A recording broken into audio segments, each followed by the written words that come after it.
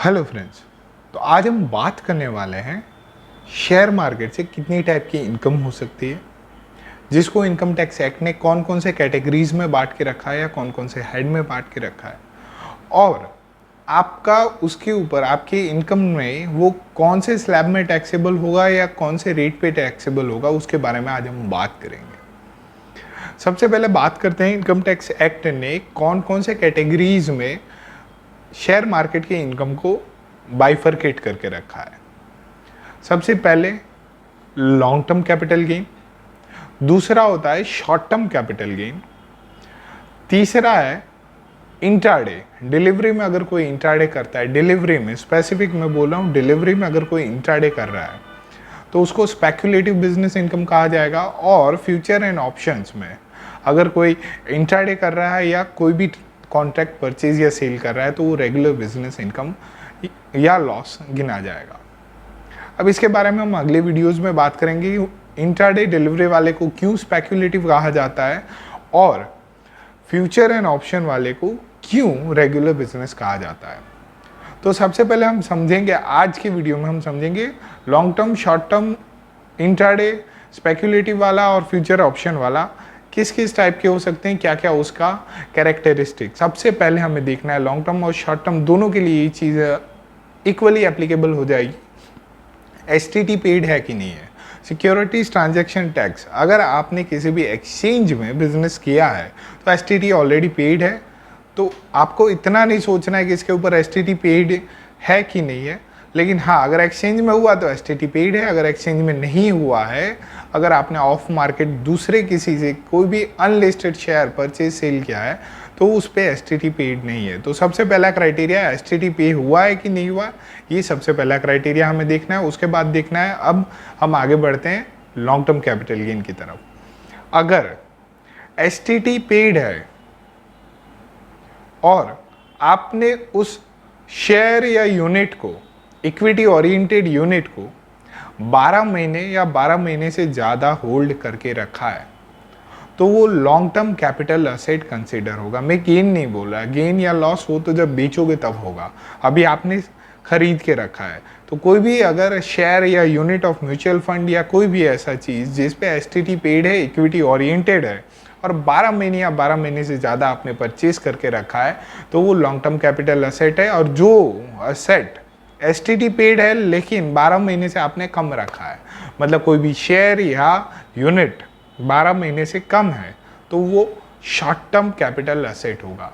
तो सबसे पहले बेसिक चीज़ समझ गए, अगर 12 महीने या उससे ज़्यादा आपने कोई शेयर या यूनिट रखा है जो इक्विटी ओरिएंटेड है एंड वो एसटीटी पेड है तो वो लॉन्ग टर्म कैपिटल एसेट। अगर 12 महीने से कम है, एसटीटी पेड है, इक्विटी ओरिएंटेड शेयर या यूनिट है तो शॉर्ट टर्म कैपिटल एसेट। अगर एसटीटी पेड नहीं है तो 24 महीने या उससे ज़्यादा आपने रखा है तो वो long term capital asset consider होगा। अगर 24 महीने से कम रखा है तो वो short term capital asset consider होगा, अगर एसटीटी पेड नहीं। इसीलिए आपको बोला है एसटीटी बहुत ज़्यादा इंपॉर्टेंट है। इसके बाद आता है इंट्राडे स्पेक्युलेटिव बिजनेस। अगर डिलीवरी में, किसी भी डिलीवरी में, एग्जांपल एसबीआई का या आप रिलायंस ले लो, टीसीएस, इन्फोसिस, अगर किसी भी ऐसी शेयर में आपने इंट्राडे किया, सेम डे को खरीदा, सेम डे को बेच दिया, डिलीवरी है मतलब उसका आप डिलीवरी ले सकते थे। अगर सेम डे को आपने खरीदा, सेम डे को बेच दिया, मार्केट क्लोज होने से पहले आपने अपना पोजीशन स्क्वायर ऑफ कर दिया, खरीदा बेचा नहीं, बेचा खरीदा कुछ भी करा, आपने अपना पोजीशन स्क्वायर ऑफ कर दिया अगर डिलीवरी मार्केट में, तो वो स्पेक्युलेटिव बिजनेस इनकम गिना जाएगा।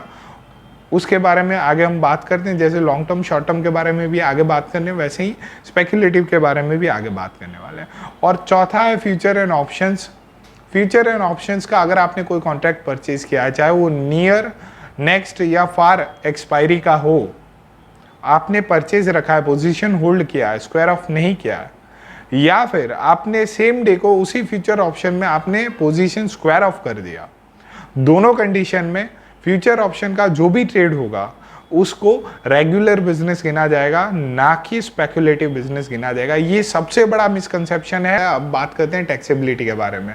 अगर एसटीटी पेड है, लॉन्ग टर्म कैपिटल असेट है, अगर उसको आपने बेचा एसटीटी पेड है, लॉन्ग टर्म कैपिटल एसेट, उसको आपने बेचा अगर, तो 1 लाख तक एग्जाम्प्ट इनकम है। 1 लाख से जितना क्रॉस होगा उस एडिशनल अमाउंट पे 10% का long term capital gain tax लगेगा। मतलब अगर मैंने रिलायंस का शेयर खरीदा है, मेरा 99,000 का प्रॉफिट है, मुझे उस पर 1 रुपए का टैक्स नहीं भरना है। वहीं 1,01,000 का, अगर 1,01,000 का मेरा कैपिटल गेन हो रहा है तो 1 रुपए के ऊपर मुझे 10% कैपिटल गेन टैक्स पे करना पड़ेगा। दूसरी चीज, short term capital asset STT paid है। अभी हम एसटीटी वाले में चल रहे हैं। अगर शॉर्ट टर्म कैपिटल असेट है, एसटीटी पेड है, तो उसके ऊपर 15% फ्लैट रेट है। मतलब अगर आपने 10,000 का भी प्रॉफिट किया तो 15% उसके ऊपर short term capital gain tax भरना है। अगर आपने 100 रुपये का भी शॉर्ट टर्म कैपिटल गेन किया है तो उसके ऊपर आपको 15% का फ्लैट रेट है। जैसे लॉन्ग टर्म में 1 लाख का एग्जेम्पशन था, यहाँ पे वो एग्जेम्पशन नहीं, यहाँ पे फ्लैट 15% आपको टैक्स पे करना है। अब बात आती है, अगर आपने एसटीटी पे नहीं किया उस शेयर पे, पर्टिकुलर शेयर या यूनिट पे एसटीटी पेड नहीं है, तो उस शेयर यूनिट या कोई भी असेट जो लॉन्ग टर्म कैपिटल असेट है, 24 मंथ से ज़्यादा आपने 24 मंथ या उससे ज़्यादा आपने उसको होल्ड करके रखा है, तो उसके ऊपर अगर आपने इंडेक्सेशन का बेनिफिट लिया तो आपको 20% कैपिटल गेन टैक्स पे करना पड़ेगा। अगर आपने उस पर इंडेक्सेशन का बेनिफिट नहीं लिया तो सिर्फ और सिर्फ 10% उस कैपिटल गेन पे भरना है। मतलब अगर मेरा कोई लॉन्ग टर्म कैपिटल एसेट है, मैंने उस पर 1 लाख रुपए का कैपिटल गेन मेरा हो रहा है, अगर मैंने इंडेक्सेशन का बेनिफिट लिया तो जो भी 1 लाख का रिड्यूस्ड कैपिटल गेन होगा उसके ऊपर मुझे 20% टैक्स पे करना है लॉन्ग टर्म कैपिटल गेन के हिसाब से।